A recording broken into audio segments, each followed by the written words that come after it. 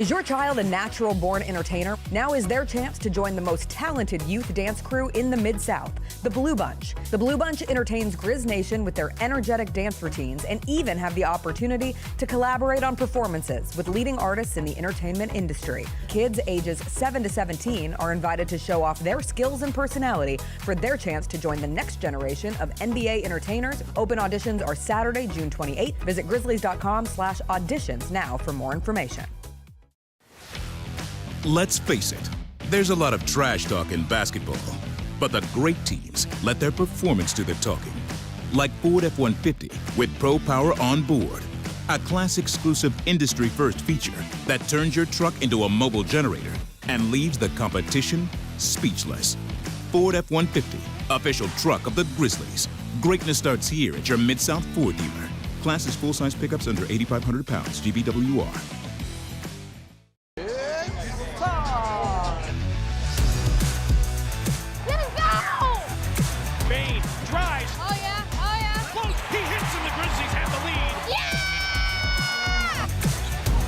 With a knock-away. Good defense.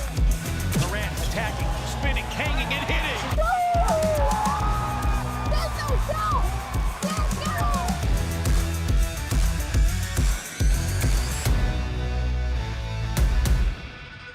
Kroger shoppers and Grizz fans, one exclusive last-minute discounted ticket deals texted straight to you during the Grizzlies 2024-2025 season. Sign up with the new Kroger buzzer beater deal. Fans can sign up by texting Grizz to 636-479 or visit your local Kroger store in the Delta Division and scan the QR code. By signing up, you agree to receive recurring automated promotional and personalized marketing text messages from the Memphis Grizzlies. Consent is not a condition of any purchase. Message frequency varies. Message and data rates may apply.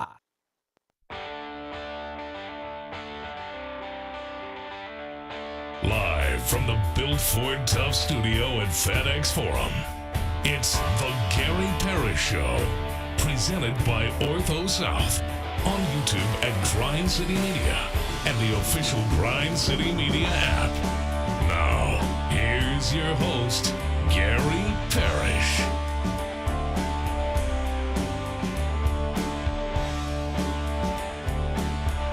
All right. I'm here. My name is Gary Parrish, speaking to you from the Built Ford Tough studio. We're in FedEx Forum, downtown Memphis. Ben Doyle right there producing the program. Glad he's with me. Glad you're with me.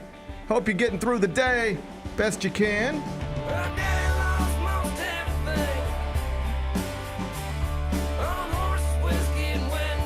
And I hope if you're a professional basketball coach, you never assume that by getting a franchise to within 2 wins of the NBA Finals is going to be enough to save your job, because we found out yesterday that's just not the case. Tom Thibodeau is out as head coach of the New York Knicks. Controversial decision. We'll talk about it momentarily. First, though, quickly, let me set today's schedule for you. When I finish this open, we're going to take a break, come back, do 5 more things you need to know, at which point we're going to discuss 5 previously undiscussed stories. Among them, a new report surfaced this morning detailing what North Carolina, the Tar Heels, are spending on their basketball roster this offseason.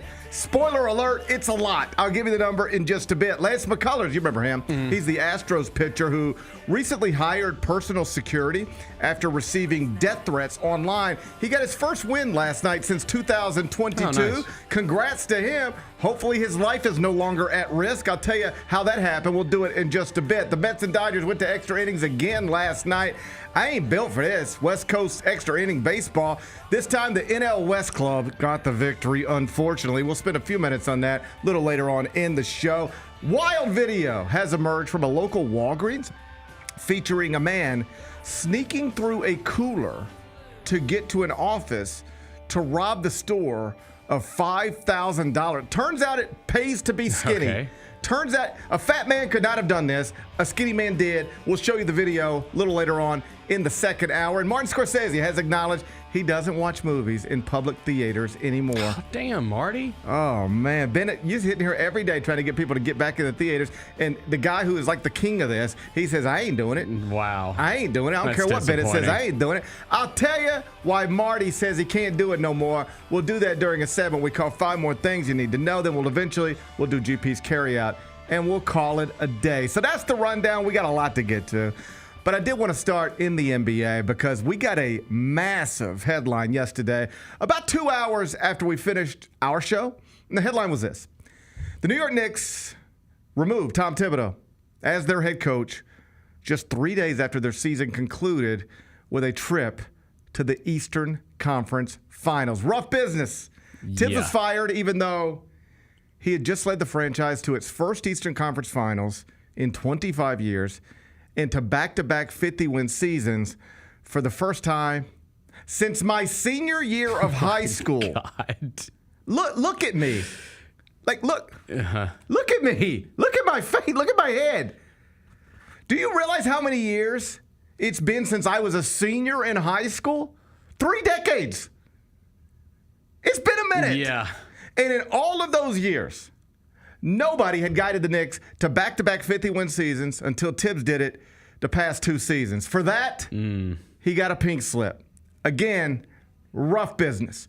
Big Bet Bennett, good to see you on this Wednesday morning. On a scale of 1 to 7, how surprised were you to hear the Knicks fired the coach who literally just had them 2 victories away from the 2025 NBA Finals? I think I'll put it at like a 5. Yeah. At like a 5. I'm not completely shocked because he's been fired before. That's right. But if it was me, I could not make that. If I was in the position to fire a coach, I do not think I can make that move in this situation. I do not think I would do it. Just because I'm superstitious. Like, I don't think I could do that. Not after getting that far. It's controversial. And I think, for the most part, unpopular in New York and among Knicks fans. And yet, you listen to the people who are around that franchise every day, and what they will say, whether it's Alan Hahn, Monica McNutt. I saw them all on TV this morning. Yep. What they will all say is surprised, but not shocked. Wouldn't have done it, but understand it. And it seems to be one of those, a classic one of those where on the surface, from a distance, everything seems great. The numbers are undeniable. The things he did, the accolades, undeniable. But you start talking to people inside the building, behind the walls, in the locker room, they're not shocked that it got to this point. And what's interesting about it is that you bring all the experts, put them on podcasts, television shows, radio shows. There is not a consensus on why this happened. Typically, something like this happens and you hear, well, so-and-so hated the coach. Or what happens when Taylor Jenkins gets moved? Within 24 hours, DeMichael Cole's got a story citing sources within the organization saying Zach and Taylor couldn't see eye to eye on anything anymore. They just blaming each other for everything. You didn't hear a lot of that publicly in the months and weeks leading up to it. Within 24 hours of it getting done, well, here's the problem. The GM and the head coach, they weren't seeing eye to eye anymore. And then the defensive numbers and the slide, and now it's time to go. You get the definitive story quickly, usually. And here, I'm watching one TV show this morning. And on that TV show, this is among the people I heard blame. The owner, James Dolan, heard him get blamed. That's the owner. Like, you guys are being silly over here. It's always the owner when it's the Knicks. If Tom Thibodeau is no longer the coach of the Knicks, it's because James Dolan decided he didn't want him to be.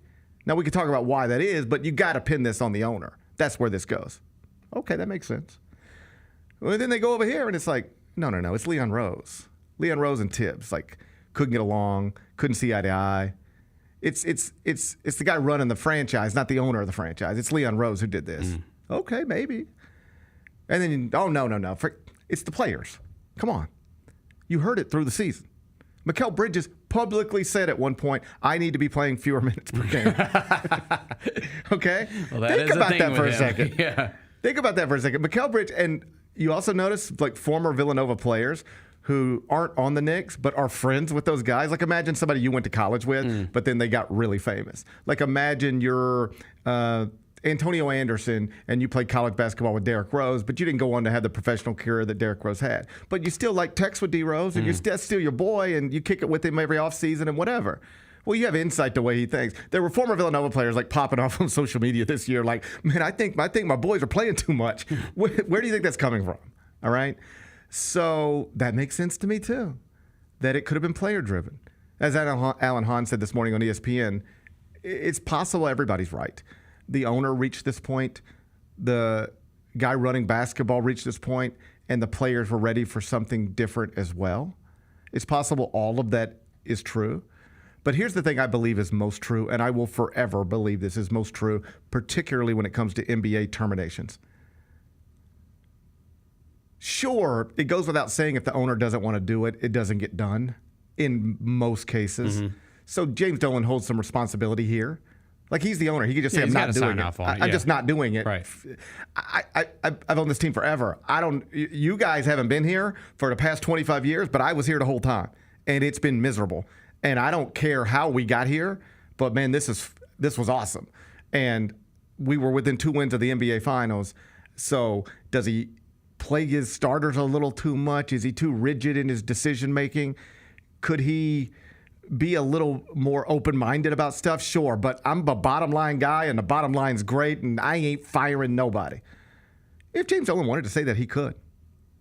He clearly didn't. Mm-hmm. So the easiest thing you can do is just say, put it on the owner, because the owner has ultimate control. Here's what I genuinely believe, and almost always believe. Regardless of what the owner wants to do, president of basketball operations, general manager, anybody else, you know who can stop it? The star player, every time. If the star player steps in and says, that's our leader, thank you for giving me all the credit and all the millions for getting us to this place, but I didn't do this by myself. The coach put us in this position to do this. So do I agree with everything he says? No. Do I think he needs to be a little more open-minded? Yes.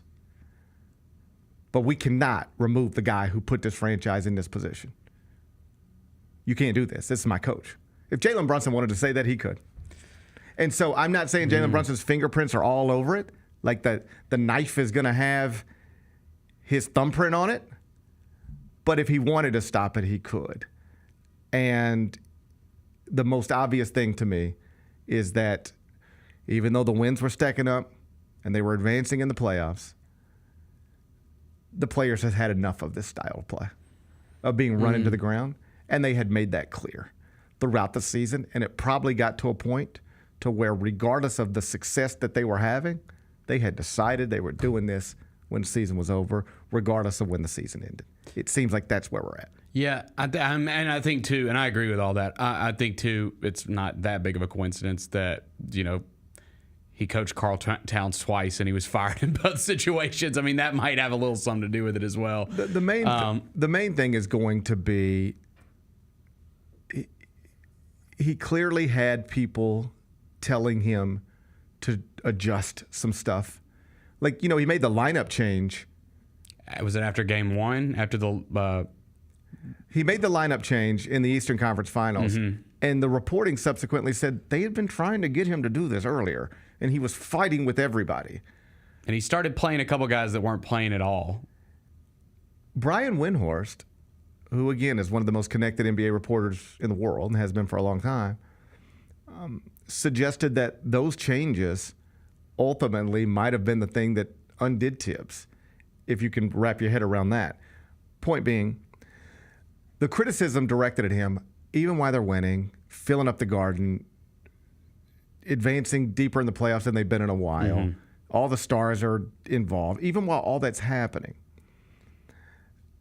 there were people behind the scenes, on his own staff, in the front office, even on the roster, saying, Tibbs,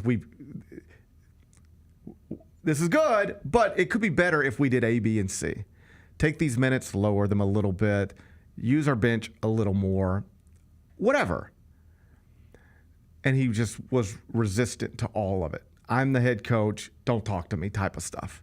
I know what I'm doing, don't talk to me. This is just not the way basketball teams are run anymore.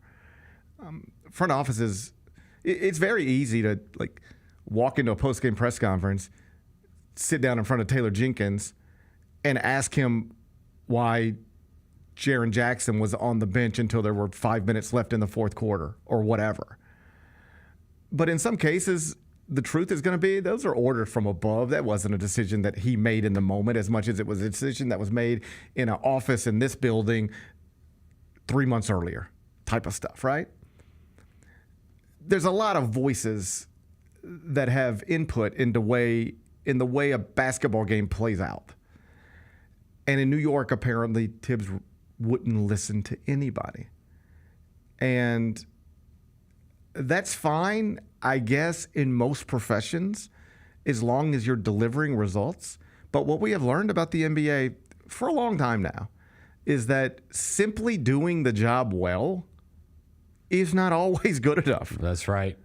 No, you have to be in lockstep with your organization. And your star players. Yeah, that's right. JB Bickerstaff was on ESPN this morning as well. And one of the things he said was, as a head coach, from watching his father, but then doing it himself in different franchises. This is another man who's been fired before. Mm-hmm. He said, you have to have relationships with your best players. Like you have to have a relationship so solid with your best players that if somebody is thinking about getting you while things are good, like when things are bad, there's nothing you could do. It's just like they go, you won 27 games, you got to go. Right. But when things are good, it's not always enough to just be delivering results. I mean, they just made the Final Four of the NBA playoffs. Mm-hmm. Understand, in college basketball, there is no scenario you can make the Final Four and get fired. That's right. All right? And I know it's apples to oranges a little bit. Yeah, but this league is unique. Yes. Yes. This is what I'm telling you. Yeah. If it's bad, it doesn't matter what kind of relationships you got. They'll get you, and they'll just point to the record. All right? But in the NBA, all the time, men with great records get fired. All the time. Incredible resumes, they get fired all the time. And the point JB was making on television this morning is, as a head coach, you have got to have such strong relationships with your locker room, with the important guys in that locker room, that if somebody gets even an idea of moving on from you for whatever reason, they'll stand up and say, you can't do this. Because ultimately, they are the people who have the power with the ownership and the front office. Like the star player in most franchises, in most, not all, but in most, the star player maybe can't fire you if he wants to fire you if the front office wants to keep you. But that guy can keep you employed if the front office wants to get you and he doesn't want you to. He could just go in and say, you can't do this. I'm telling you, I think you know what you think you know what you're doing. And I say this as respectfully as I can say it, but I'm the guy with this guy every day. And I'm telling you, we ain't the same basketball team without him. He needs to be a little more open-minded, but let's talk to him about that. Let's not throw him over the side of the boat and move on without him, because we won't be as good without him as we are with him. You got to have a guy willing to say that for you. And it is crystal clear. He didn't have that guy. I think that's true. I still land on I could not do that. I think I'm with you. I could not. You know do what it. I would? Here's what I believe, because everybody's. So what would you do? Here's what I think I would do. I would listen to all of the complaints that are valid. We're playing too much. Yes, that's number one. Yes, and we talk about it from the other end. We're not playing enough. Let's find the balance. And it really is like 1 in 30. Yeah. The Knicks play their starters more than anybody else, and the Grizzlies play their starters fewer minutes than anybody else. All right? So we were yelling about it all season from this side. Why aren't they playing more? Yep. But in New York, I split time between the two plays. I hear all this stuff. I come home. Why aren't the starters playing more? I go to work. Why are the starters playing so much? It's the same conversation, just from different sides of it. I sit down with him and I say, listen, man, I know you got your own way of doing things, and it has largely been successful. But we are listening to our employees, and they're tired. Yeah. And we need to be, sure, still top 10 in starters, whatever. We're not trying to rip away what you think works best, but we have to tone it down. Whatever the other complaints, let's have the whole conversation right now. Whatever else, we need to be more creative on offense. We need to hold Jalen Brunson more responsible on the defensive end. Because one of the things we're hearing in exit interviews is you're really hard on this guy and this guy. But when Brunson's getting beat off the dribble every other possession, you don't say nothing. I don't know whether that's because his dad's sitting next to you or he's the star or whatever, but we're hearing from the other guys in the locker room, you got to hold him more accountable. Whatever the things are that are issues, address them, and then see how he responds. And you ready for this? If he doesn't respond favorably, now I'm ready to go too. Because now you're just not listening, all right? So if I say, Tibbs, you've got to pull back on the starters' minutes. We got to use our bench more. We got to develop whatever it is you need him to do, you tell him to do it. And if he says, I hear you, and I've been reluctant, and I know that about me, but I hear you, and I'm ready to do this a different way. I'm ready to work with you to try to make sure we don't get to the Eastern Conference Finals again, and I turn on the TV, and everybody's saying my players are tired because I've run them into the ground. I know that's my reputation.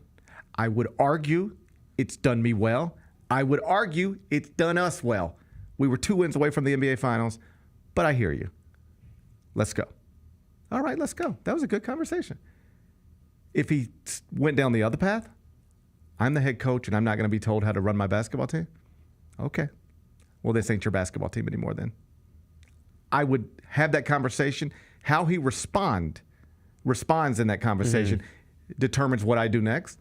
But if he was willing to be a little more flexible than he's been, I would keep him. Yeah. And the big problem, too, is, like, that's, again, like you said, they're in the Eastern Conference Finals. You don't get back to the Eastern Conference Finals next year. It's the reason everyone's pointing to you. Fired our coach who got us there. Yeah.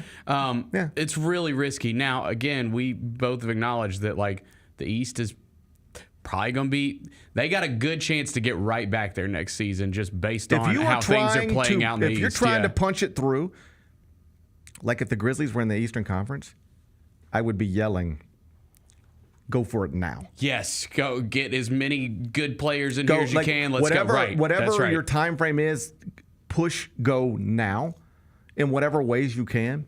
Yeah. Because this thing's open. Jason Tatum's probably not playing. The Celtics could make more roster moves because why are you going to pay this big tax bill if you're not actually competing for a title? Giannis we might don't go know west. where Giannis is going to be. Philly, but we question know, mark. We know Damian Lillard is not going to play. Who knows what's going on in Philly? And even if it looks good on paper, it always looks good on paper, but it's never on the court. Embiid could barely play. It's just, it's ready for somebody to take it. Yeah. And the Knicks theoretically should be right there again. But you're right. On one hand, whoever the next coach is, what an awesome opportunity. You're inheriting a team that was just 2 wins away from the NBA Finals. On the other hand, the bar is really, really, really high. You better get it back to this place. Yeah. Because if you don't, everybody's blaming you. The whole thing will get relitigated. Yep. We had a coach who did something here. Because the simplest way to think about it is a pretty tough thing to argue against if the next person doesn't take it where it needs to be, where it just was. So we had Jeff Van Gundy take us to the Eastern Conference Finals in the 90s. And then we had Tom Thibodeau take us to the Eastern Conference Finals in 2025. In between those two men, there were 13 different Knicks coaches. None of them could do that thing. So we moved Van Gundy. 13 different times we put somebody else in that spot. They could not do this. We finally find a guy who did, and we fired him right after he did it? What? If the next person isn't great, oh, buddy, that's the conversation. How do you even say that? How do you even answer? I don't know how. You just say we thought we were doing the right thing for reasons independent of the win-loss record and where we finished last season. We still thought we were moving this thing forward. And that's fine, but you better move it forward. You better get it right. When you make big decisions like this, they have to be right. If not, somebody else pays a price for that. By the way, among the candidates, at least theoretical candidates, Taylor Jenkins has been mentioned. I saw someone posted like the odds for the next. He wasn't on it. There's like 10 names listed. He wasn't on the there. names they were throwing out this morning on ESPN: Michael Malone. Yep. Mike Brown. Taylor Jenkins. At the collegiate level, you're going to hear Dan Hurley. You'll hear former Villanova coach Jay Wright. Jeff Van Gundy got brought up a bunch. You know, he's back coaching in the NBA, and that seems to be the most popular thing in New York. Bring Van Gundy back. If you wanted to try to just flip the fan base from what in the world did you just do to woohoo, let's go, Van Gundy's the thing to do. Makes sense. Dan Hurley's risky for a variety of reasons. He's a brilliant basketball coach, but how's that going to play? Mm-hmm. Jay makes sense because his players are there, right? Yeah, but he's shown no interest in wanting to do that. Mm-hmm. And everybody who knows Jay would tell you they'd be shocked if he wanted to do this. But as I said yesterday on the Eye on College Basketball podcast, I don't care how happy you are not coaching. If somebody calls you and says, 5 years, $75 million to coach a bunch of young guys you used to coach already, and it could turn into like a Disney movie. If you win college championships with them, then win an NBA championship with them. Like it's a Disney movie. It's a blockbuster movie playing out in Midtown Manhattan. I don't care how happy you are not coaching. You have to at least think about that for a second. Mm-hmm. And in fairness, Jay might think about that for a second and then go, no way. No way. I am happy right now, and I'm not messing with that. But you have to think about it for at least a second. Yeah. I mean, I don't care. 5 years, $75 million. This is what NBA coaches make. Yeah. You It's know? the Knicks. You'd have to think. That's all I said. Everybody else can say there's no way. I'll say, I guess not. Probably not. But when somebody puts that in front of you, you have to look at it seriously. Mm-hmm. It's a lot to pass on. You might pass on it, and appropriately so. But it's a lot to pass on, and you have to look at it. I wonder if they know who it is, because I saw a lot of people suggest, like, you don't make this move when you make it if you don't really have a good idea of who the next coach is going to be. I can tell you that is often true in college. Mm. Like at Texas this past season when they moved on Rodney Terry. Like Rodney got him back to the NCAA tournament. Right.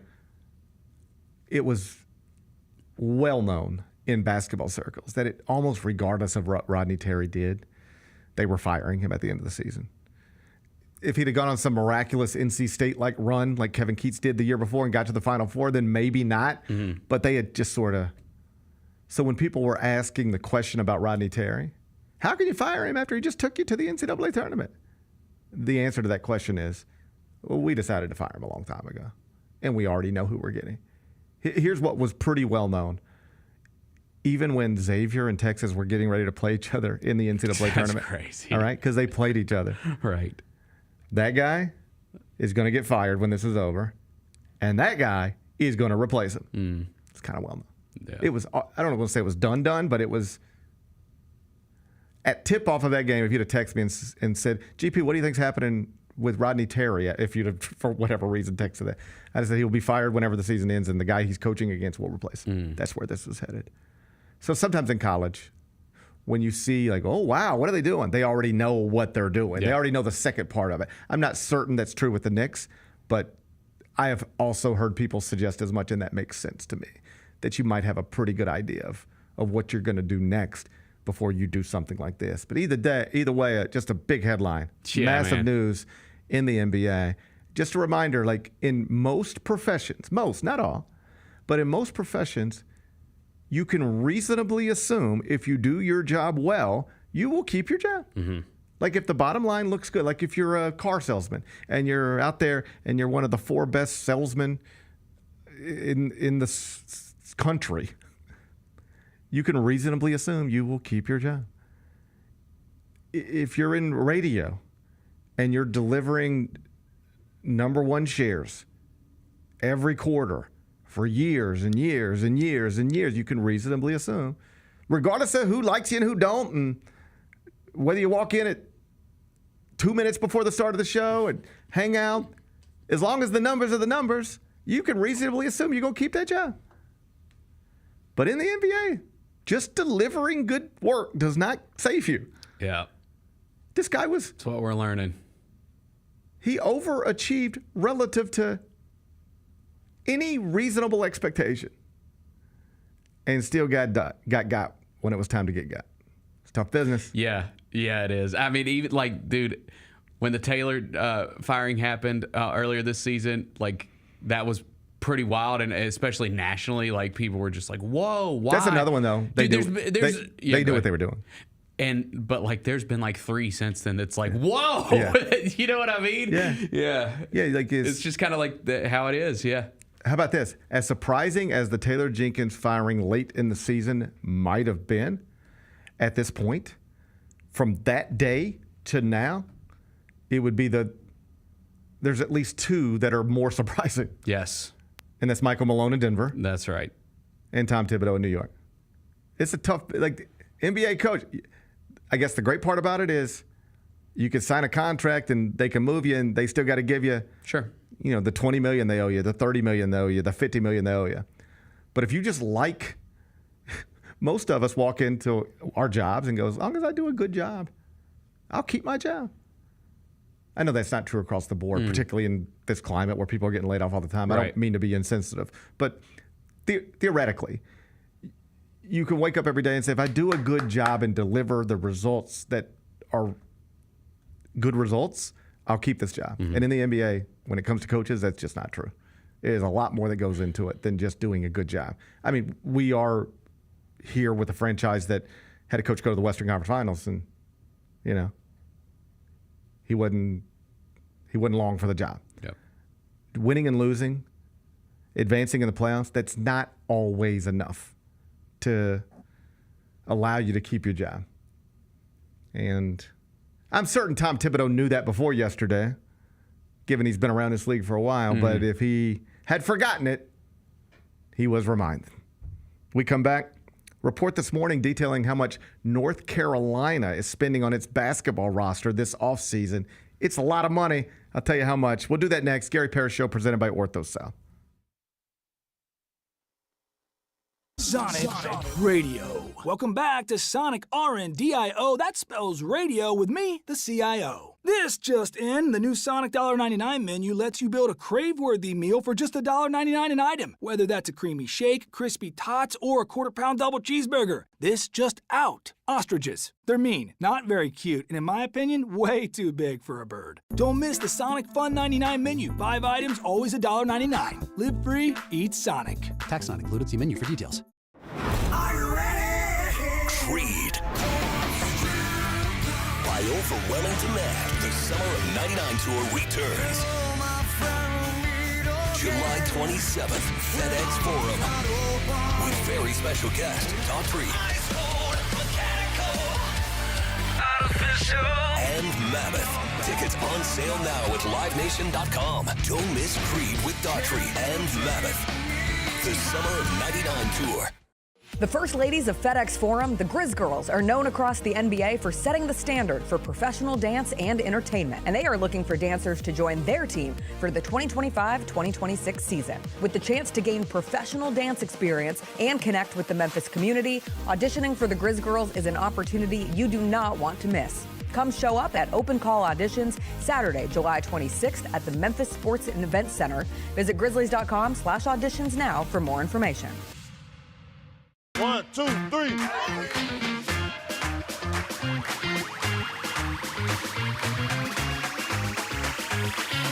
Ready, go.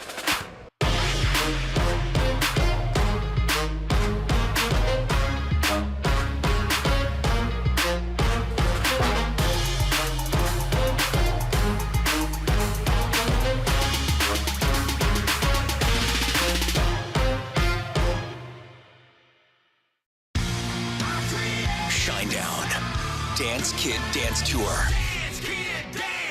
Live in Memphis. FedEx Forum Saturday, August 30th. With special guests, Bush and Morgan Wade. Get tickets now at livenation.com. Shinedown, live in concert. For more, visit shinedown.com.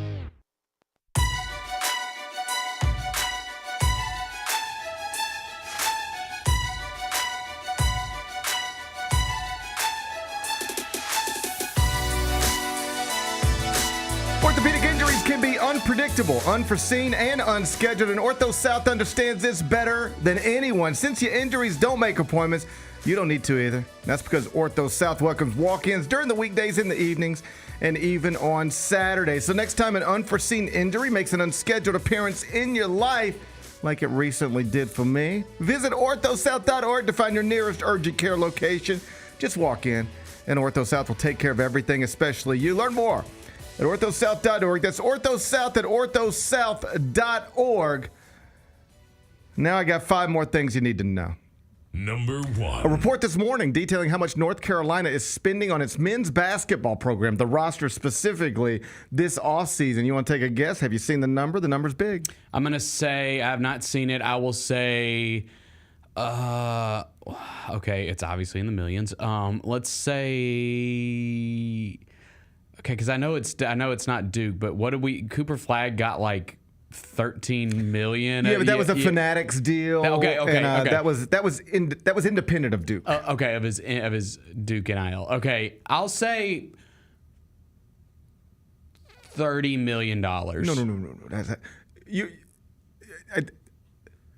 That's a fair number for Cooper Flagg because he was a different animal altogether. But this is just in terms of what North Carolina as a collective is spending. Yeah, 14. More than $14 million. Okay. And gotcha. I can just tell you. I see what you're saying. Yeah. Like what did Duke actually spend on its roster last year? I bet you it was, I don't even want to guess. But more than that. I don't know. But the Cooper Flagg money was coming from a different thing. I gotcha. Because he was a star. This is $14 million.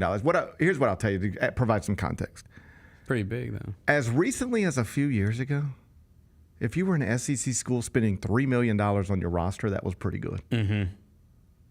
I had an SEC coach tell me this past season, a few years ago, 2 years ago, he was spending $3 million. He had 3 in his collective, and he felt pretty good about that. And he said, $3 million now puts me at the bottom of my league. And you are now seeing schools like Alabama, Texas Tech, Kentucky, Louisville, Indiana, Arkansas, Michigan. They're all 10+ million per year. And the report this morning is that North Carolina is above 14 million. And it just shows you like how expensive this is all getting. Man. And why Memphis's projected roster is now ranked, outside of the top 65 at barttorvik.com. And it's because if we are living in a college basketball world where you have to remake your roster basically every year, what that means is you have to buy a roster every year. And think of it as any sort of shopping experience. What if I told you the thing you need to spend money on this summer, you just have to do it, and it's going to cost you $3 million, all right? And in a matter of 2 years, that exact same thing, to get the exact same thing you used to have, it now costs $12. That's where we're at in college athletics. Memphis wanted to build a top 25 roster 3 years ago, it would cost maybe $2, $3, $4 million. Now it costs 10, 11, 12, 13, 14. Here's my point. We are less than a year removed from the University of Memphis Athletic Department more or less saying we are stuck in the American Athletic Conference because we don't have $20 million to pay an exit fee. That's a one-time fee. And we either don't have it, can't get it, or don't think it's worth it. Some combination. But it's got more or less said, money doesn't grow on trees. That was a one-time thing. Do you understand, to build a basketball roster like this, it's that kind of money every year now. You need to have about $10 million every year just to build a men's basketball team. If you want to love it the way you used to love it. Those John Calipari teams, you know what they would cost? Do you know what a Derrick Rose, Chris Douglas Roberts, Antonio Anderson, Robert Dozier, Joey Dorsey team would cost? Probably more than $10 million. If you were bringing back, because this is what they did in 2007, 2008. If you were bringing back Antonio Anderson, Chris Douglas Roberts, Robert Dozier, and Joey Dorsey from an Elite 8 team and adding Derrick Rose, do you have any idea what that would cost right now? it would really be about $15 million. I was going to say, 15 plus. Yes. Yes. That's what that would cost right now. It might have cost that back then. I mean, come on, dude. I mean, I don't know. I saw the cars. Who could say for sure? But I can tell you what it would cost now. And so I bring up this North Carolina story, not just to talk about North Carolina basketball, because what they are doing here is giving one of their alums, a genuinely nice man, every opportunity they can to hold this job. Yeah. He's on the hot seat. He is the face of the hot seat conversation heading into this season. And this is something you're seeing more and more in college athletics. I think you saw it at Arizona State this year with Bobby Hurley. Okay, we can fire this coach because we think it's time to try something new. This isn't going well. But it will cost us whatever that buyout is. $7 million, $17 million, $27 million. Whatever the buyout is, that's what it's going to cost us. What if instead of paying $10 million to make a coach go away and then having to spend another 30 to hire our next guy, what if instead of that, we just took 14 and threw it at the roster and say, go win? And if you do, great. We don't have to fire you. And if you don't, well, then it's crystal clear we have to fire you because we just gave you $14 million to roster build and you still couldn't get the job done. That's what they did at Villanova, Cal Neptune. They kept throwing money at it until it was just clear it's not working. But this is a new way. It's not 100% the way, but a way. Rather than pay the coach to go away, why don't we just buy him a team and see if he can coach it? And that is what North Carolina's doing right now. And so it will be up to Hubert. No excuses. Right. You either go compete at the top of the ACC with Duke and Louisville and whoever else is going to be at the top of the ACC, Virginia, or we will remove you and hand this money to somebody else. Do they have a good class, by the way? They're based off of a commitment they got from an international prospect this past weekend. I moved them into the top 25 1 at number 25. Because they lost their good guard everybody that we had on, Yeah, his eligibility, R.J. Davis, gone. They lost Drake Powell to the NBA draft. Ian Jackson transferred to St. John's. Vin Allen Lubin transfers to NC State, I guess. Like, they got killed in the transfer portal. Yeah. And what it shows you is just, like, this is in this era of college athletics, even a brand like North Carolina struggles with roster continuity. They're bringing back basically one player. It's why, like, a couple years ago, I was so, just, I won't say annoyed, but with the turnover of like Memphis basketball. Now I've just come to accept it. You're going to have a new team every year, like in most high level college basketball programs. North Carolina can't keep a roster together. Right. It's North Carolina. Yeah. And even they can't keep people out of the transfer portal. It's just, this is the way. That's it. This is it. This is it. That whole loyalty stuff, none of it matters anymore. You do what you got to do to get players, and then you do what you have to do to keep them. And if you don't do what you have to do to keep them, they will go somewhere else. And North Carolina is perhaps learning this a year or two later than some others. Because I do think there was some resistance at some programs, but we're North Carolina. We don't have to. Yes, you do. Yes, you do. Your best player will leave you for St. John's if you don't do what you have to do. And he might leave you anyway. But you got to be in the money game. You have to be in the money game. Nothing else matters if you can't match it almost dollar for dollar. And North Carolina is in the money game right now as well as anybody else. $14 million on this roster and probably still growing. Number 2. Congratulations to Lance McCullers. He outdueled Paul Skeens yesterday to pick up his first win since 2022. He's been injured. Okay. And I only bring this up not to celebrate Lance McCullers, but because we talked about him earlier in the week. He is the Astros pitcher who had hired personal security because he had been receiving death threats online, like actual death threats, like I'm going to kill you and your family and I can't. So he was really concerned about this. And what I said earlier in the week was peace of mind is a real thing. Just being able to sleep at night. So regardless of whether these are valid threats or not, if Lance McCullers can sleep better at night as a multimillionaire with disposable income, if he can sleep better at night with private personal security protecting his family, then he should do that. Because can't put a price on sleeping well. Can't put a price on easing your mind. But what I also said is online threats, I don't want to say they're not real ever, because they certainly can be. But I have people every day on the internet say things to me that I know they would not say to me in person. In real life, out in the real world, my interactions with people are almost always awesome. People are great. Same. People are great. They want to tell you they enjoy what you do, or that you were there for them in a time when they just needed a distraction from their real life. Just all these things people will say to you when you meet. I'm sure it happens to you. One of the things I like about going to Italian Fest is I don't put myself in situations like that very often these days. And now I'm just out there, and every once in a while somebody wants to come over and say hello, and they say something nice, and it makes me feel good. Just know, because I know sometimes people are like, I don't want to bother you.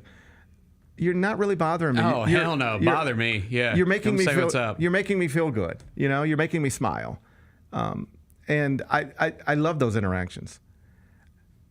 Online, it's the complete opposite. Almost everything somebody says to me is mean. Almost everything somebody says to me is mean. Oh, man. I don't know anything about basketball. I don't know anything about what I'm doing. I don't deserve my jobs. I look like a penis. It's all mean.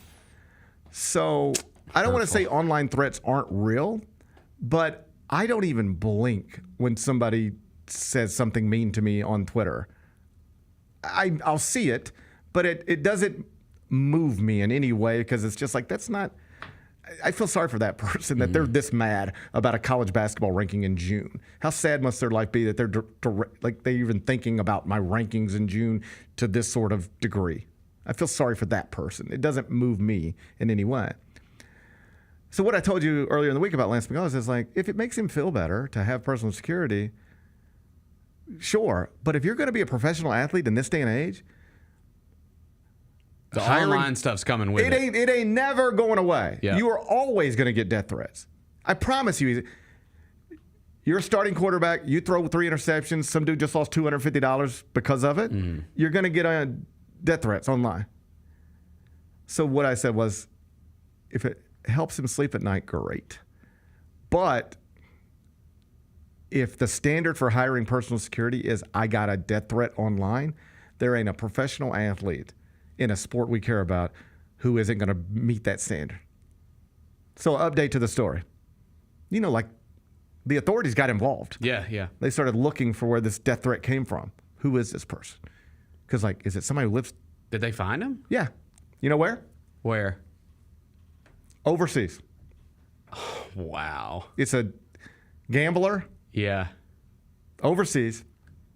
Probably don't know nothing about the Houston Astros. You know what they said? Huh? The authorities went. They talked to the guy. Yeah. You know, okay. you know what he said? I lost money. I was mad. I'm sorry. I did what I did.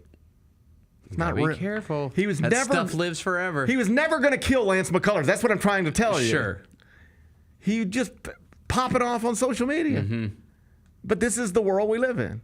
Yeah. Like, you can spend every hour of every day saying you think it's crazy that Justin Bieber can't walk out of his house without having 70 cameras pointed at him, right? But that's just the way it is. I think it's crazy too, but it is just the way it is. And if you're going to be that famous to that degree, there are ways around some of it, but there is no way to avoid it all. Like Taylor Swift cannot go to dinner without being photographed. It's just the way it is, all right? It's just the way it is. I bet you Taylor Swift gets death threats online all the time. It's just the way it is. I'm not saying it's right. I'm just saying there's nothing you can do about it. All right. And if I were talking to professional athletes, I would say something similar. Like, you're going to get death threats online after every bad performance. They will almost always mean nothing. But if you can't get that out of your head, yeah, I understand. Number 3. Mets Dodgers were up late again last night. Yeah. I ain't built for this, man. Yeah, that's it was a tough night.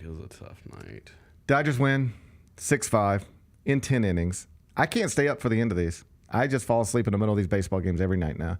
I wake up to find out whether the Mets were triumphant or failures against the mighty Dodgers. Yesterday I woke up, I was happy. Yeah. This morning I woke up, not as happy. It's okay. You're still sitting up top. Yeah, but I need them to get back on the East Coast or at least the Central Time Zone. This is too much for me. 9:15 first pitches. We got another one tonight. But it was the second straight night they went to extra innings, and three of the 5 meetings between the two division leaders this year have gone to extra innings. So what they're calling it is an NLCS preview. And if it is, in fact, that, we might be headed for a bunch of extra inning games in the NLCS because these dudes cannot settle nothing in 9 innings. I'm sleepy. It appears that way. I did watch. Last night was a tough night. You know, it was Dinger Tuesday. You remember Dinger Tuesday? I don't know Dinger Tuesday. Dinger Tuesday. It's I know Shohei did not homer for you. He didn't homer. Neither did Judge in the Yankees game, and that was. That's how you spend your nights now, sitting around betting on Aaron Judge and Shohei to hit a homer. Because the thing is neither of them did in the Here's my thought process. Right? Is neither of them did the previous night, and so I'm like, it's a guarantee one of these dudes is hitting a home run tonight. Neither of them homered last night. It's happening tonight on Dinger Tuesday. You know this is not college baseball. People, even the greats, don't homer every day. I know. Even the greats don't homer every day. To your point, the odds are just worse every single day.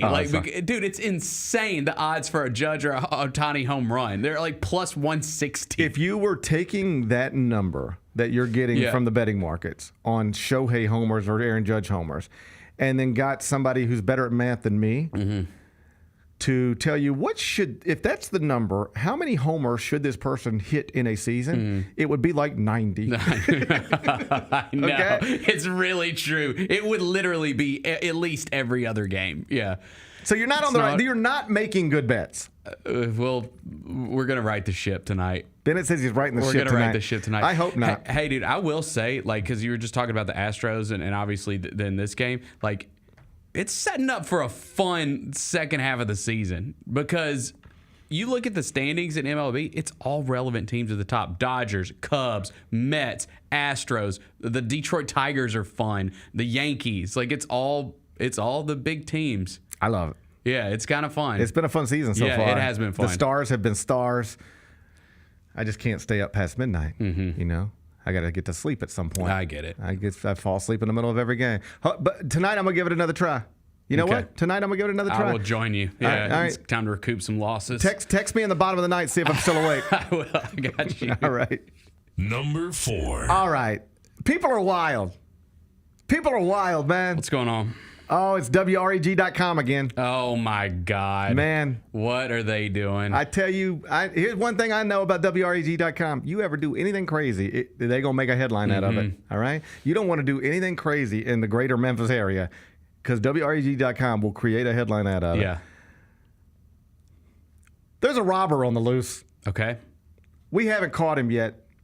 And I'm not trying to catch him when I show you this video. I don't care if he gets caught or not. Okay. Or should I care? Should I care if he gets caught or not? I would care, yes. Okay. You know what? I take that back. And let me tell you why I take that back. He's at Walgreens, by the way. Okay. It's a Walgreens out on Macon Road. And we'll show you the video in a minute. I know that Walgreens. Yeah, I know that Walgreens too. I was going to say, I don't even care if he gets caught, but that's not right. No, that's not right. You can't rob. You can't rob. Yeah. Okay? Or at least not a lot. I think that's a commandment. I think that's a commandment. Yeah, there's a threshold. I think there's a command. Okay, let me tell you why I don't like this fella. Okay, I've changed completely on this guy now. I do hope he gets caught. You know what I hate about Walgreens?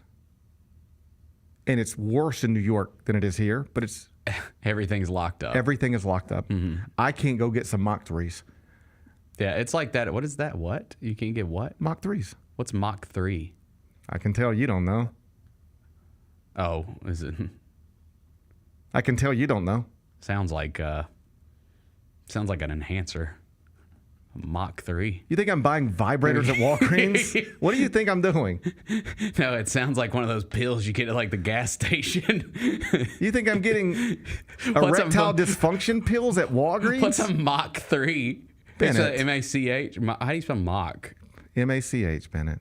Mach 3. Jesus. Oh, yeah, Gillette Mach 3. Okay, yeah. I can tell you don't know. I saw Tom Brady talking about those a long time ago. I rock with Mach 3s. Okay. I like a good Mach 3. I would have no idea. I don't know what that is. Look at you. Yeah. Man, nobody needs a Mach 3 more than you. Probably. Well, I don't think a Mach 3 would work. Probably need to start with something else, like scissors. Yeah. I go in, I try to get me a nice 8-pack of Mach 3s. Okay. I got to talk to 70 people before I can get that done. Yeah, dude. Excuse me. And unfortunately, Walgreens only got one person working at all times. Always. They're the cashier. They got to go open the cases. This is just how it is. Excuse me. I'm trying to get razors. Could you please open these razors so I can shave? Mm-hmm. I need Mach 3s. I don't like it. And do you know why it's like that? And in New York, I'm not exaggerating. Everything is locked up. Because people steal. Everything is locked up in New York. I mean, it's not everything. The one that I go to, it's not everything, but it's a good amount of stuff. If you got to go to Walgreens in New York City, you need a toothbrush, deodorant, all the stuff you might forget to pack. Mm-hmm. It's all locked up. You better carve out 2 hours out of your day to go to Walgreens. Okay. All right. If you need deodorant in New York City, that's going to take 2 hours. All right. Because you got to find people to unlock everything. And do you know why it's like that? Fellas like this. Yeah.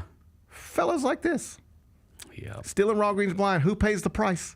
We do. The consumer. The consumer pays the price. And Walgreens, actually. And I saw that they're losing a ton of money because people are just like, in your situation, like people are just like, okay, I don't need it. I don't care. Well, I'm not waiting for. You're going to need deodorant at some point. Yeah, but like a bag of chips, like people are like, okay, whatever. I'm done with this. I'm done. I'm done with this. I can't do this anymore. Yeah. I do travel with, it's just veteran travel stuff. You know, this is veteran travel stuff. But I have a separate shaving bag, like just bag, you know, toothbrush, toothpaste, razor, deodorant, everything you might need that stays in my suitcase. Just in case I forget to pack my actual. I've always got it zipped up, locked in there so that I don't have to spend 7 hours getting stuff unlocked at Walgreens on Broadway. Veteran travel stuff. I got you. So this fella's the problem. He's still on the loose right now. So if you see a skinny man running around, could be him. Let me tell you what he did. What? I don't even know how you know to do this. He realized that you can climb through the freezers, the coolers at Walgreens, to get to the back office. You know, they have the offices back there and they're all locked. Yep. But this fellow knew I can go through the cooler and get to the office. Yes. And then get to the cash, and I'm going to get out of here. He got $5,000. He put a gun on somebody in the back of a Walgreens. But first, look at him. Now watch this fella. Okay. Look at this. Looks like my Walgreens. Looks just like mine, too. Now watch him. He's got a plan. He's got an idea. Oh, he sees that one's got. Look at this skinny dude. Oh, see, that's why you got to keep your stuff stocked. That's why you got to keep your ice cream stocked. Because he saw the opening. He saw the opening. They showed it to him. Look at him. They put a gun on him. All right, give me all your money. I guess that's what you would say. What would you say if you were trying to rob somebody like that? Give me all your money. That's the way I would do it. Give me all the money. I would do it like that. Oh, I'd probably be a little more aggressive than that. How would you do it? I mean, a lot of cuss words and like. Give me all the GD money. I'm gonna kill you right now. Yeah, like that's. I mean, that's. I'll put this one in your head. Yes, something like that, for sure. Do you want this in your head? Yeah. I would threaten with a gunshot wound to the head. Yeah. I think that's what I would do. Yeah. I would. Yeah. You think you'd be good at it? Think you'd be a good robber? I think I'd be a good robber. I don't think I'd be a good robber. No, because I have a good conscience. I don't think I'd be a good robber. I don't think I'd be a good robber because I think if you called my bluff, you would realize I'm bluffing. Mm-hmm. I wouldn't really put it in your head. Right. Like I wouldn't really pull the trigger. I wouldn't have that in me. Mm-hmm. Man, But I think that's rule number one in robbing. You got to be willing to do it if you need to do it. I think that's rule number one in robbing. Mm-hmm. You got to be. Otherwise, it's just like, because like what's the old saying? Don't pull that thing out if you ain't ready to use it. That's the old saying. That's what I say. Yeah, that's the old saying. That's what I say. Don't pull it out unless you're ready to use it. That's what they say. What are you talking about exactly? That's the Are you saying. talking about guns or something else? Sorry. What are you talking about? I don't even know anymore. I don't even know anymore. I don't think I'd be a good robber because I'd be like, give me all your money or I'll put this bullet in your head. Yeah. And if you said, well, then do it. Put the bullet in my head. I ain't giving you nothing. And then what? I'd just be like, damn, I don't know what to do now. You got to run away at that point. I think then you just run away. Turn and run. Yeah. I'd be a terrible robber. I would not be willing to do what I say. I would yell at you, but I wouldn't be able to follow through on it. Can I say something unpopular? Go ahead. I don't know if it'd be popular or not. I think we need to give our security guards a little more leeway. Meaning, if this little skinny dude tries to run out of Walgreens with a bag of anything, you can tackle him and throw him to the ground and hold him until the cops come. Well, it is interesting, like the security situation at these places, because I don't know what these people make, but I doubt it's a lot. Sure. Pay our security guards more. Well, I mean, think about it. What do you think a security guard at Walgreens makes? I don't Probably even know. not a lot. Put a number on it. I don't know. I don't even know what people make. I don't know. I don't even know what people make. What do people make? What kind of money do people make these days? I have no idea. What do you think a security guard is bringing in a year? Maybe 40? Okay. Yeah. Let's call it 40. Yeah. You're making $40,000 a year. Whatever that is a week. Some guy is carrying a gun and walking out with $5,000 cash. What are you doing about it? It ain't my money. Like, you think I'm putting my life on the line for Walgreens cash? They pay me $40,000. I'm gonna take a bullet for $40,000. Mm-hmm. So that's the big problem. Like, that's what the robbers know. They know these security guards ain't gonna do nothing to me. And then God forbid you do something. That next thing you know, you might be charged with manslaughter. Yeah. You think I'm going to put my life at risk or put my freedom at risk to stop this dude from stealing Mach 3s? No chance. Walk out. We're in a tough spot. Listen, theft is a big problem in this country, especially in retail. They catch people stealing $8 sometimes. Everywhere, dude. Yeah. I can't tell you how many times I've seen it at like Target, like when I'm just in there. I saw a wild story the other day. Yeah. Sometimes I see stories and then I forget about them. Mm-hmm. But guy was at, I want to say Target or Walmart. Did you hear about this story? Mm-mm. He was a sheriff about 70 miles outside of Memphis, like rural Tennessee. Okay. Like actual sheriff. But not on duty or something? He was in duty, in uniform. Okay. And he would just walk into like Walmart and just take what he wanted. And nobody even blinked. It's the sheriff. It's the in sheriff. a small town. Yeah. And like he would just go in and like get an extension cord. And then the next day he'd go back and get like some motor oil. And the next day he'd go back and get like some Tupperware. But it wasn't just one thing. He had a habit of in uniform going to Walgreens and just taking whatever he wanted. And finally they were like, yo, man, I know he's the sheriff, but he can't just keep stealing do this every day.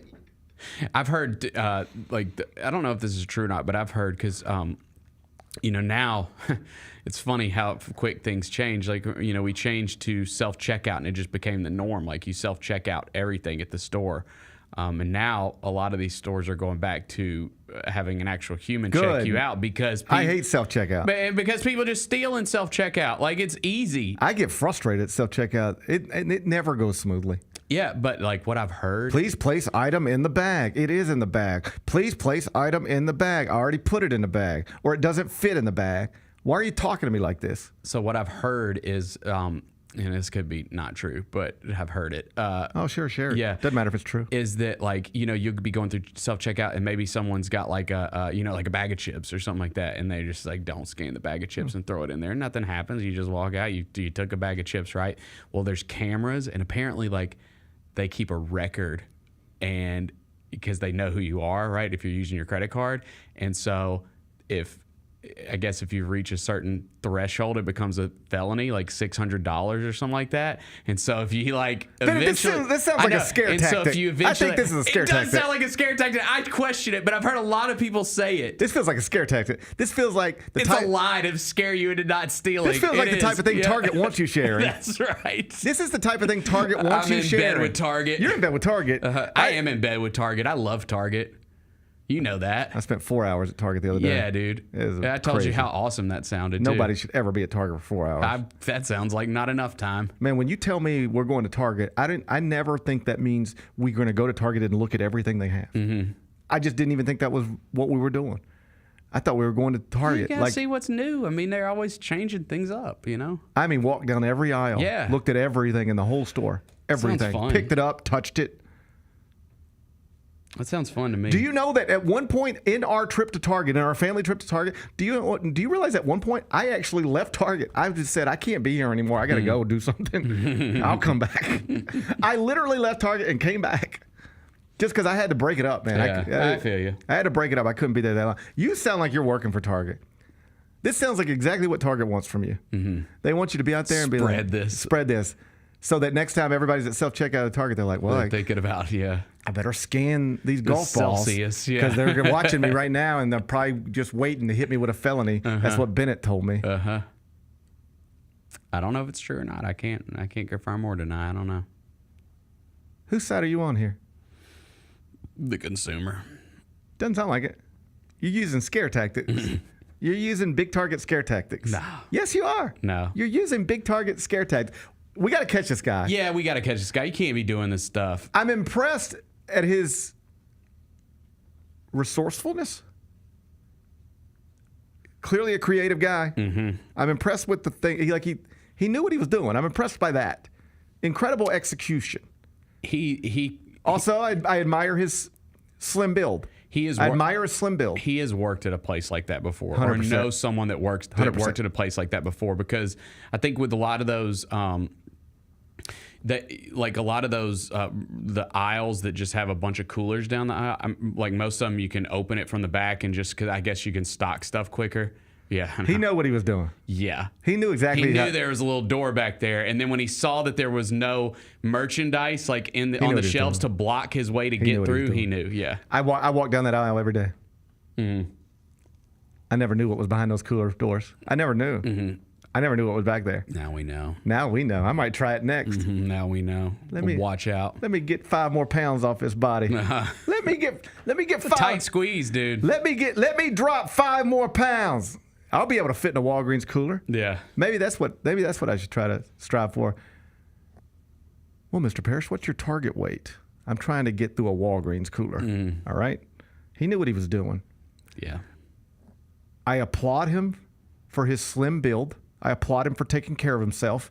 He's not a fatty. He's not letting himself go. Mm-hmm. I applaud him for that. I appreciate the creativity. But you can't be running around Walgreens with a gun. No, dude. Like in all seriousness, like Walgreens in the middle of the day is like that's the place me and my kids might be. Yeah. You run around with a gun? That's crazy. I can't allow that. No. I can't allow that. No, you got to go to jail, buddy. You're gonna have to go to jail, buddy. We're gonna find you. Yeah. We're gonna find you. We're not ruling out that it was an inside job. Right. We're not ruling that out. Number 5. Big Ben Bennett sits here every week and tells us how great the movie theaters are. Yeah, the movie-going experience. Yeah. How wonderful of an experience it can be. And he's constantly encouraging folks to go do this. Yes. We watch our drive-in get shut down. Bennett says this is the byproduct. Pissed about that. This is the byproduct when you support the film industry, you start to lose things you didn't want to lose. You got to get back in the theaters. Right. That's what Bennett said. He works both for Big Target and the film industry. Big movie, yeah. Big movie. Well, guess who doesn't agree with you? Who? Just the most important filmmaker of a generation, perhaps all time. His name is Martin Scorsese. Marty for short. Oh, my God. Marty for short. Marty. You know what Marty said? What? He said he doesn't go to public theaters anymore. Experience is not enjoyable. Despite what you try to tell us, Marty says it's not an enjoyable experience. Despite what you try to tell us. Oh, I wonder who I should listen to about the theater experience. Big Bennett or Marty Scorsese? Who do you think? Who should I listen to? Who do you think? What's Marty's reasoning here? It's not what it used to be. You sit down in a theater. Mm-hmm. Everybody wants to have their phones out. Everybody wants to chit-chat. Marty, it's true. Everybody's scrolling something or TikToking something. And that's not the way.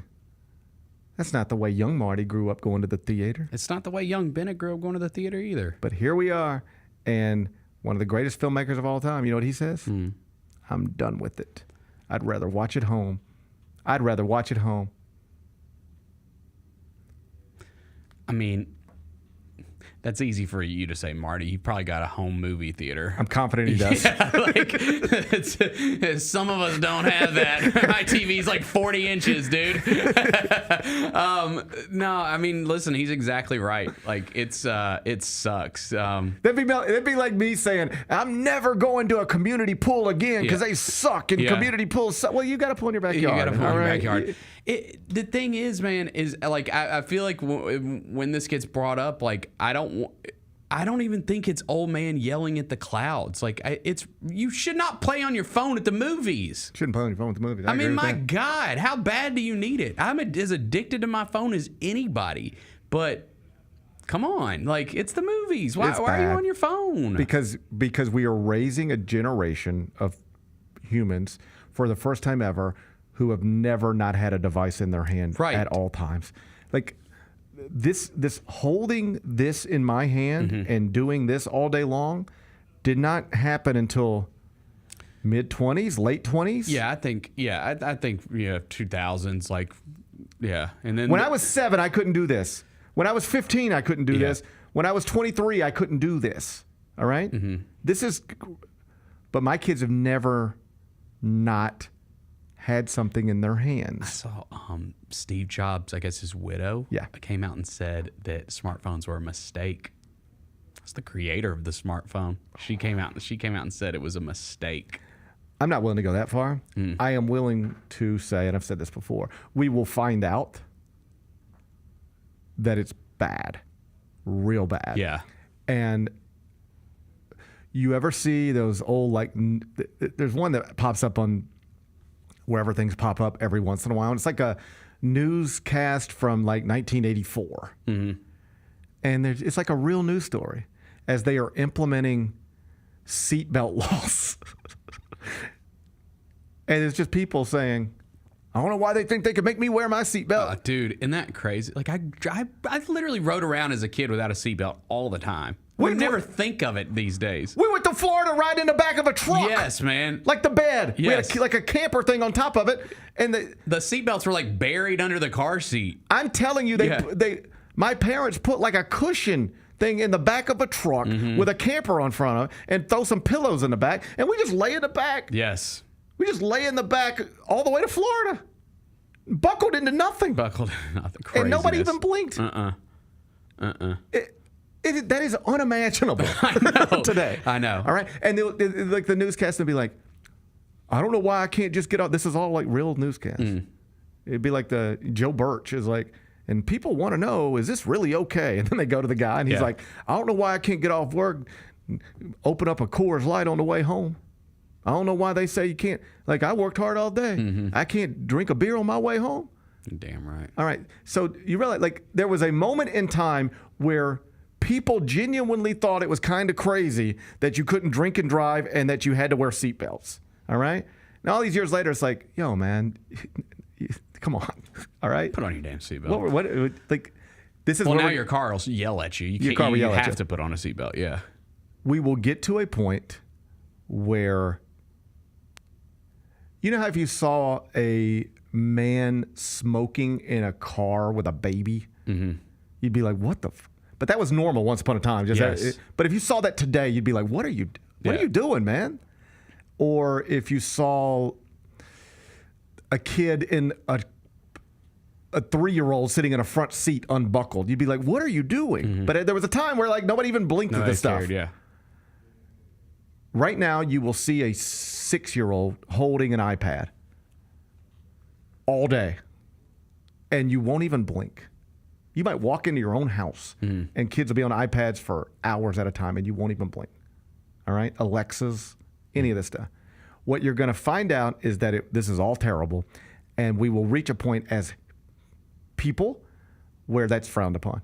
The same way if you walked in and saw somebody smoking in a car with the windows rolled up with a baby, and you go, that's crazy. You can't do that.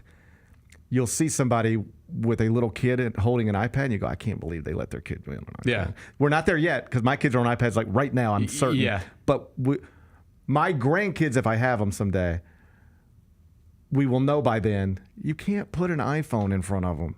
You can't hand them an iPad. That's bad for them. Yeah. That's what we're going to find out. But to answer your question, why is it happening so much in theaters?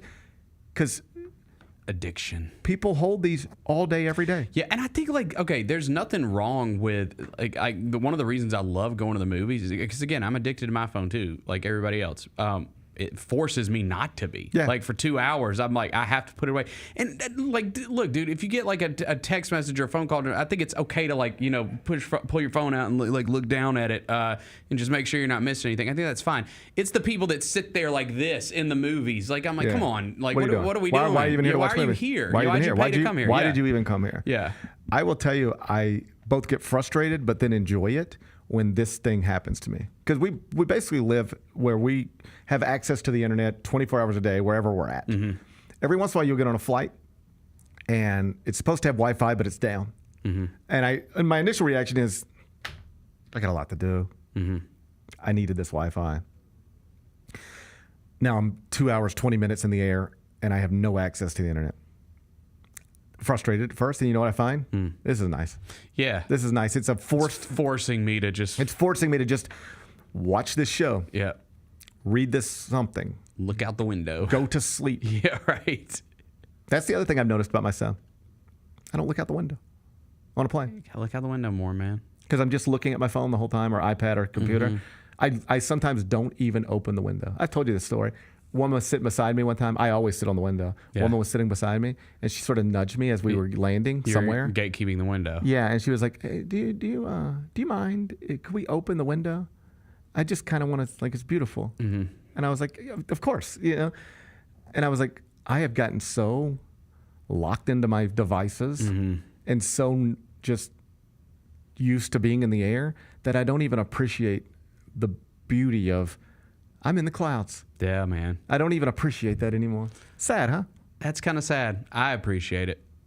I'm going to try to be better. Yeah, I appreciate it. I like to stare into the clouds on a plane. I don't think I do it enough. Nice. I don't think I do it enough. So I don't think you do either. It's time to change starting now. It's time to change starting now. Yeah. All right. Well, you won't be seeing Martin Scorsese at the Malco anytime soon. That's disappointing, That Marty. is disappointing. I think you got to fight it. It sounds like you're just resigned to the times. I'm fighting against it. Yeah. Yeah.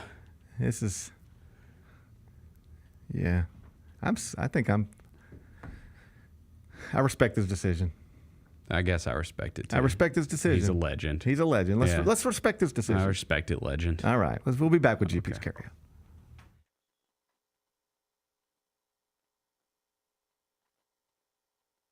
How about Mr. Irrelevant coming from the Memphis Tigers? Yeah, how about that? New England Patriots Second time. Memphis defensive back Kobe Minor with the 257th overall pick. If you're the player getting drafted at that spot, it's almost better to go undrafted and pick a place as an undrafted free agent to sign with where you have a better chance But of you get a lot of stuff. You get a parade. I think you go to Disneyland, I believe. Mr. Irrelevant goes to Disney? I think so. The Odds Couple, live at 2 p.m. on YouTube at Grind City Media and the official Grind City Media app.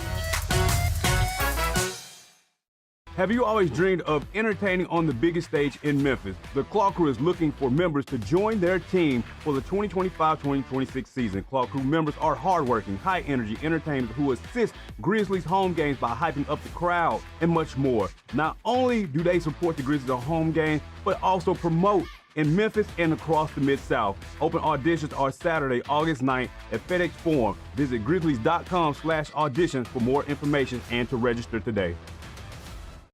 The Grizzlies, Grannies, and Grandpas have the right moves and are currently looking for new members to join their team for the upcoming season. These soulful seniors are a fan favorite group throughout Grizz Nation. You do not have to be a grandparent, but you must be at least 50 years old with personality, rhythm, and passion for performing. If that sounds like you, then we want to see you on Sunday, June 29th. Visit grizzlies.com/auditions for more information.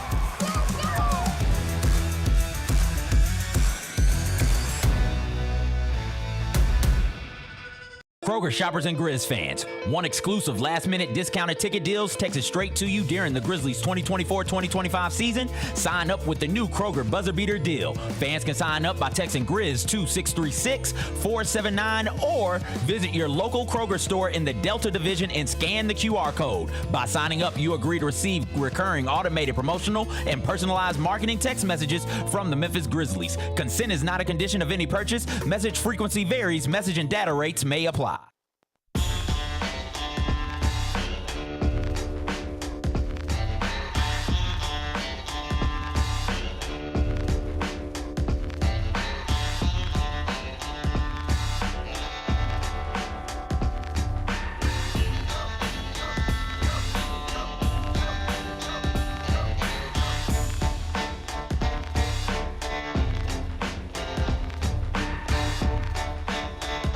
Welcome back, Gary Parrish Show, presented by Ortho South. We're inside the Bill Ford Tough Studio. Let's wrap it up with GP's Carryout. It's time for GP's Carryout. One final segment filled with stuff to take with you.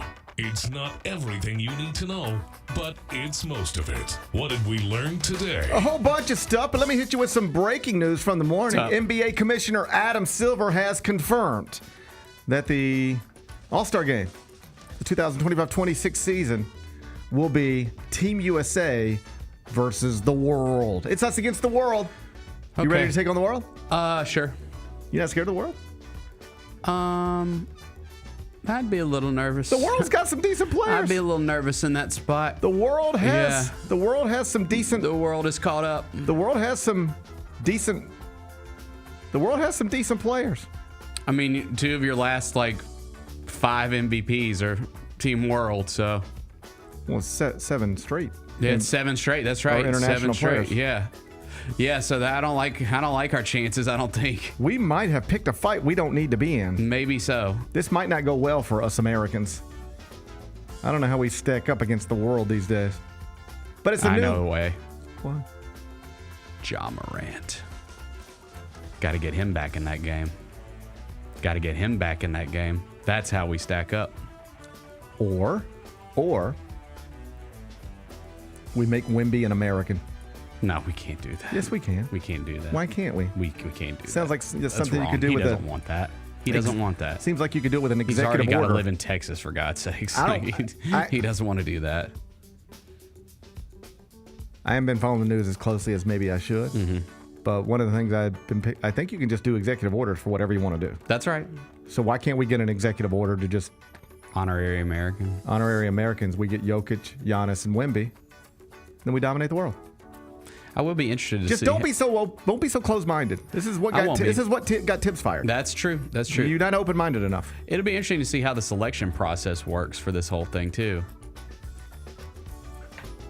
Fan voting will play a role. Yeah, it'll play a big role, obviously. Yeah, we'll see. We'll see. It's something new. They're trying. I'm good. That's fine. Everything they do does not work, and so this will be the next thing that doesn't work. This will be the next thing that probably won't work. I told you. Here's my new rule for NBA All-Star Weekend. You want my rule? Yeah. I told you my rule. I'm not watching it at all until there is a year where I come in on a Monday morning after All-Star Weekend, and everybody's out there, and they're going, "Man, did you watch that yesterday? That was amazing." I'll go, "Oh, man, no. Tell me about it, though." Until other people say it's great, I'm not wasting another minute on it. Okay. You're not going to get me. This is a rule I apply to a lot of different things. You are not going to get me to care about something more than you care about it if it's the thing you're supposed to care about. You're the NBA players.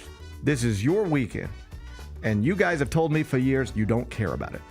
You don't want to be there. You don't want to play. You don't want to compete. You don't want a three-point shootout. You don't want a dunk contest. You guys have told me you don't care. So if you don't care, I don't care. And when you start caring, I'll care again. It's kind of unfair for Team World. Why? I mean, I don't know if you've paid attention to the world lately. It's not like all these countries like each other. The world's not getting along so well. Yeah, the world's not getting along that great. Now, granted, collectively, they might all not be getting along with the U.S. the most, so maybe it does work, but... Could be the enemy of my enemy is my friend type of thing? Maybe that's it. Okay. Maybe that's it. We as Americans, we're not as popular around the world as we used to be. Doesn't feel like it. Doesn't feel like maybe it. Maybe not. It doesn't feel like folk. It sounds like we've been rubbing some people the wrong way. Sounds like as a country we've been rubbing some folks the wrong way. All right? Yeah. So it's a tough deal. But I don't plan to see any of it. Oh, I'll be there. Nope. I'm locked in. Nope. You're not going to get me to care if you don't care. This is something you should care about. You meaning NBA players. You should care about it, but you don't. And you show us every year. If you don't care, and it's fine. I'm not even like talking down to you. Like, why don't you care? You don't even have to explain yourself. I mean, you're telling me I get an opportunity to put on an American flag shirt and chant USA? I know, like, my God. I know this is this sounds great. This is like a holiday. Yeah, this sounds awesome. Thanks, Commish. This is gonna be amazing for you. You've already got your outfit picked out. Let's go. I'm certain you've already got your outfit picked out. I got my Mike Miller Team USA jersey. I'll throw that thing on. My rule is simple. Until the players show me they care about All-Star Weekend, I refuse to care. I won't do it. When you start caring, then I'll try to care again. Okay. But I'm not gonna care more than you. Either way, All-Star Weekend. Let's go. Let's go. What's today's biggest game? We staying up late again tonight, Bennett. 9:10 first pitch tonight. Okay. And we're on the MLB Network. So you can watch it if you want to. It's Mets-Dodgers once again. Tony Gonsolin's on the mound for L.A. Griffin Cannon on the mound for the amazing Mets. I can give you the Dodgers at minus 150 or the Mets at plus 120. How you going to act? Got the win last night with the Dodgers. Yeah. You know what? What? I think I'm going to take the Mets. I think I'm going to take the Mets here. I think they're better. Ooh, I don't know if they're better. But they're good. Dodgers lately have been just kind of... Similar records. Mets are 38-23. Dodgers 37-24. Dodgers jumped on the Mets last night. Then the Mets rallied. And then, of course, lost in extra This is innings. the last game of the series? No, we're doing it tomorrow afternoon, baby. We're doing it tomorrow afternoon, too. It's a 4-game set. Give me the Mets. I'll take the Mets. I don't know why. Just give me the Mets. What do you mean you don't know why? I mean, this is a pretty tight series Juan Soto here. exists. Because Francisco Lindor exists. Because Pete Alonso exists. That's why. Mets plus 120. First pitch 9:10 tonight. MLB Network. What are we watching on TV? Can I interest you in Sirens?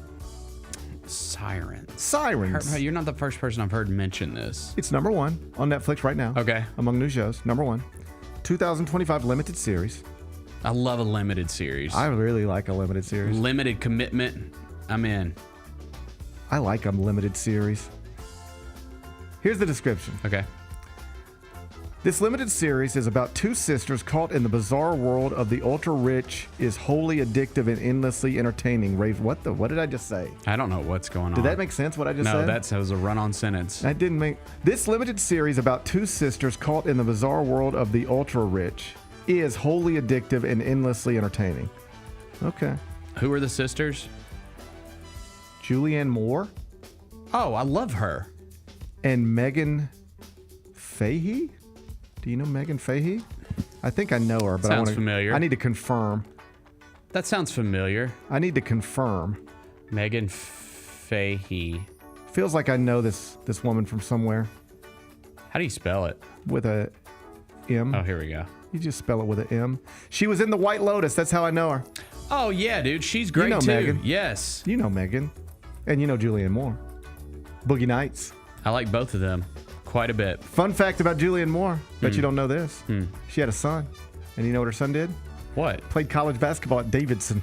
Did he really? Yeah, I remember talking to Bob McKillop about it. He played with Steph? Did not play with Steph. Came after Steph. Gotcha. But like Bob McKillop was like, we signed Julianne Moore's son. I was like, congratulations. That's pretty cool. I enjoyed Boogie Nights as much as anybody else. Yeah, man. I enjoyed Boogie Nights as much. So Sirens. So it's two sisters. She's also in the Lost World Jurassic Park. Well. Love that movie. Well, you know. They can't all be winners, you know? No, that's a great one. Is it? Yeah, I think it's the second best installment in the whole series. Okay. Yeah. All right. So, well, anyway, Julianne Moore, she's a sister here. And she got another sister, that's Megan.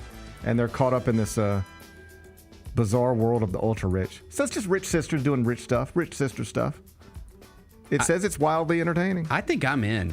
Sirens. I love a limited series. I like a limited series. Yeah. It's like we ain't asking too much from you. No. And we'll bring it back if people love it. Maybe or maybe not. But we're not asking too much from you. Yeah. Just, can you give us a little bit of your time? That's what a limited series is asking from you. All limited series wants from you is just a little bit of your time. That's right. They announce it up front. Hey, we don't need you here for 10 hours. Yeah. We just need a little bit of your time. Okay. I'm willing to give Sirens a try. I am. I want to see what these rich sisters are up to. We're getting caught up on everything. So, yeah, I'm some of the shows I'm watching I don't like. Yeah. Let's give Sirens a spin. I'll give it a spin. Let's support Julianne Moore. I will. All right. That's on Netflix right now, #1 show. What's the best thing we've read? David Cobb, my colleague CBS Sports, had a column about why the Knicks opening might make sense for Dan Hurley, even if the Lakers opening did not make sense for him last offseason. Some of it is just location. Yep. You know, it's one thing to move your family to L.A.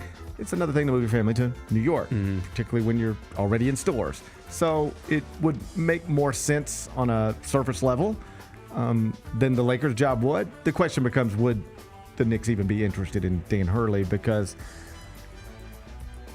I don't know that he helped himself with NBA front offices throughout this past season, and some of the headlines that were attached to some of the things that happened during UConn season. So we'll see.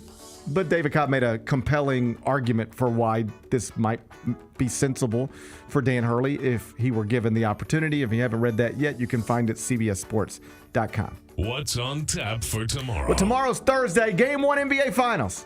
Man. Tomorrow's going to be fun. That took long enough. Tomorrow's going to be a great day. Yeah. Outside of Game 1, what's going on? Mets-Dodgers. Mets-Dodgers in the afternoon. Yeah. A 3 o'clock Mets-Dodgers first pitch. Pretty good. That leads straight into Game 1 of the NBA Finals. It's pretty good. Oh, buddy, I'm going to get loose tomorrow. Pretty damn good. Oh, man, that sounds like the type of Thursday I'm going to get loose. Thirsty Thursday. I'm going to get loose on Thursday. Man, I can't wait for that. Mike Wallace will be here. Yep. Should be fun. Looking forward to it already. Enjoy the rest of your day. I'll enjoy mine. We're going to meet back here tomorrow at 10. Till then, be careful, be kind, be good. Rep your hood.